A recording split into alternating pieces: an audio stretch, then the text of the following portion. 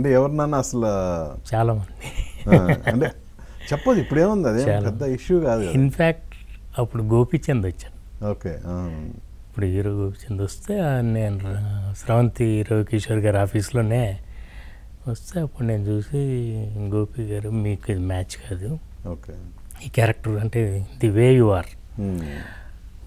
తను అప్పటికే అంటే కొంచెం మనిషి కూడా టఫ్గా ఉంటారు కదా, అందుకని ఇంకా లవర్ బాయ్కి సరిపోదు కొంచెం ఇచ్చింది. తర్వాత రవికిషోర్ గారు త్రివిక్రమ్ కలిసి వెళ్ళి సుమంత్ గారికి కథ చెప్పారు ఇది.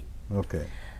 అప్పటికి నేను వెళ్ళా, అంటే ఓకే అయితే తర్వాత అప్పుడు వెళ్దామని. అదొకటి ఆయన ప్రాబ్లీ ఈ ఫెల్ట్ ఇంకొంచెం నాకు ఇంకా కొంచెం పెద్ద వయసు ఆ క్యారెక్టర్ కంటే పెద్ద వయసు అని ఆయన ఒప్పుకోలేదు అనుకుంటాను. అలా ఇంకా చాలామందిని చూసాం. సో ఒకరోజు రవికిషోర్ గారు ఇట్లా ఒక అబ్బాయి రోజారమణ్ గారి బాబు ఉన్నాడు, ఒకసారి చూద్దాం భాస్కర్ అంటే వెళ్ళాము ఇంటికి. మేము ఎర్లీ మార్నింగ్ వెళ్ళాము. మేము వెళ్ళేసరికి తరుణ్ అప్పుడే నోట్బుక్ పట్టుకుని కాలేజీకి వెళ్తున్నాడు.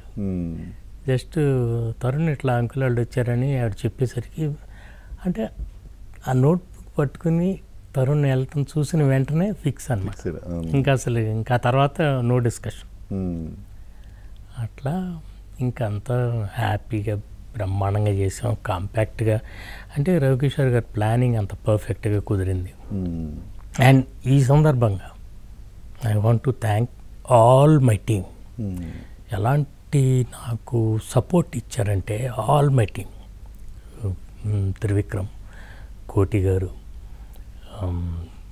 సిరివెన్నెల సీతారాం శాస్త్రి గారు అన్నయ్య, ఏం సాంగ్స్, అట్లాగే Bhuvan Chandra garu, Suchitra Chandrabose, and most importantly cameraman హనుమాలు హరి గారు, అట్లా ఎడిటర్ శ్రీకర్ ప్రసాద్ గారు, అట్లా everybody they have given their best అనమాట. అందుకే ఇలాంటి ఒక మెమరబుల్ ఫిల్మ్ చేయగలిగాను.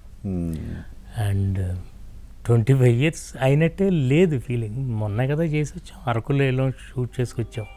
అట్లా ఎంజాయ్ చేస్తూ అసలు సినిమా ఎంత హ్యాపీగా చేసామో, రిజల్ట్ అంతకంటే అంటే ఎప్పుడు అంతే సినిమా. నేను గట్టిగా నమ్ముతాను అది.